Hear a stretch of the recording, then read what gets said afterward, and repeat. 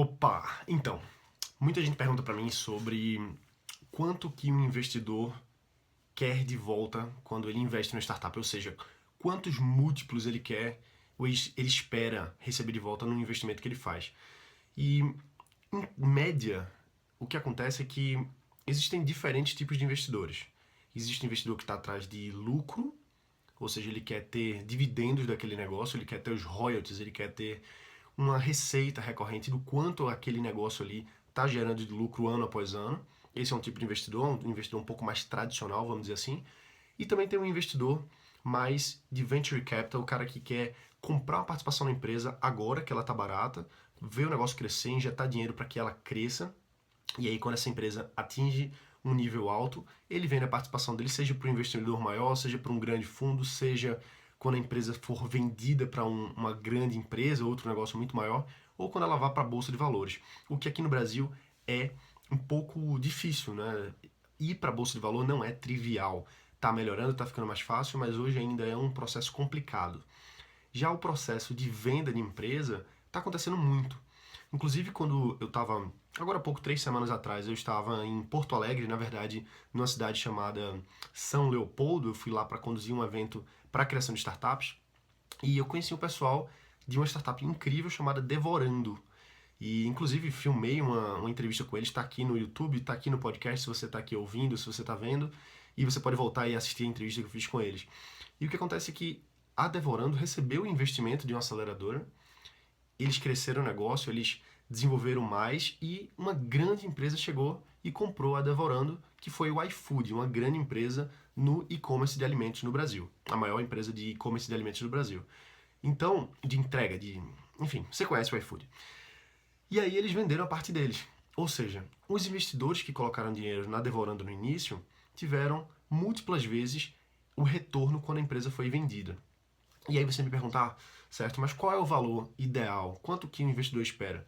Isso depende do potencial do negócio, mas em média, o que a gente busca no mercado, quando está buscando investir na empresa, é um retorno de 5 vezes o capital investido, em média, tá?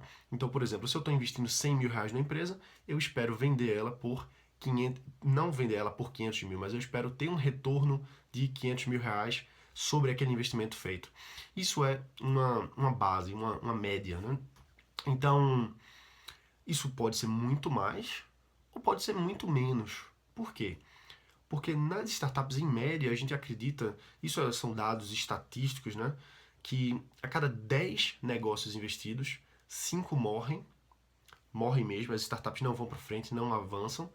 3 vão ficar patinando, é o que a gente chama de startups zumbis, que nem fecham, nem dão lucro, ficam ali e não dão retorno. E uma ou duas vão fazer todo o investimento naquela carteira de 10 empresas valer a pena. Então elas vão realmente despontar e fazer com que todo o investimento vale a pena e dê retorno. E não é tão simples assim. A gente tem uma mortalidade alta de empresas. No Brasil, a gente está vendo muitas empresas, muitas startups crescendo muito. Veja, por exemplo, Nubank, Conta Super e vários outros que estão avançando muito. Estão ganhando mercado, estão crescendo demais e com certeza vão. Com certeza não, a gente não pode dizer com certeza para nada, mas espera-se que retorne múltiplas vezes o que foi investido. E aí, como é que funciona para cada nível de investidor? Quando a startup está muito no comecinho, ela tem um risco muito grande, porque ela não foi provada no mercado, ela ainda não tem um faturamento alto, nada que comprove o real valor daquele negócio.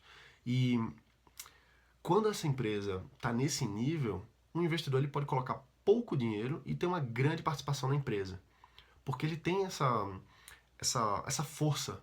Ele tem a grana, ele tem os contatos, ele pode fazer com que aquela empresa cresça. A empresa não tem dinheiro e sem aquele investimento ela pode não ir muito bem para frente. Então, para o investidor inicial sai muito barato para ter uma quantidade significativa da empresa. Só que o risco também é muito alto, porque ela ainda não se provou no mercado. Então, os primeiros investidores, eles conseguem uma participação relativamente barata numa empresa. Quando a empresa se desenvolve e cresce, que ela vai buscar um investimento numa empresa de investimento, seja um fundo, seja uma venture capital, ele vai provavelmente receber mais dinheiro e vai ser mais caro para aquela empresa investir naquela startup. Por quê? Porque ela já está mais provada, ela já está mais validada. E a cada vez mais, a cada rodada mais alta, os próximos investidores vão tendo menos benefícios. Ou seja, no sentido de ele investe mais dinheiro por uma participação menor do que aqueles primeiros que colocaram. Isso, lógico, depende da negociação, mas normalmente é assim. Por que isso? Porque aquela startup naquele ponto ela já está validada, ela já está vendendo, ela já está faturando, então ela tem um risco menor do que aquela empresa quando estava lá no comecinho. Então ela pode negociar por um valor maior, uma participação menor. Por outro lado, o investidor ele tem um risco menor, já que aquela empresa está mais desenvolvida. Então, é isso aí. Essa foi a pergunta do... Deixa eu ver de quem foi essa pergunta. Foi a pergunta... Só para a gente dizer aqui mesmo. Essa foi a pergunta do Tony SP, imagino que seja Tony de São Paulo. Então, Tony, espero que eu tenha respondido aqui a sua pergunta. Se faltou alguma coisa, deixa nos comentários aqui no vídeo do YouTube ou no vídeo do Facebook mais perguntas a respeito, que eu posso tratar isso num outro vídeo. Se você está vendo isso aqui, na verdade, se você está ouvindo pelo podcast, deixa um comentário, deixa um review falando o que você quer ouvir aqui, o que você gostaria de ter no podcast, beleza? É isso aí, todo dia tem vídeo, todo dia tem podcast, são 2 episódios no podcast, startups de alto impacto, é só você ver lá no iTunes. E aqui no YouTube, aqui no Face também tem todo dia vídeo. Esse é o meu compromisso diário por 365 dias, beleza? É isso aí, meu nome é Gerson Ribeiro, bota pra quebrar e a gente se vê amanhã. Valeu!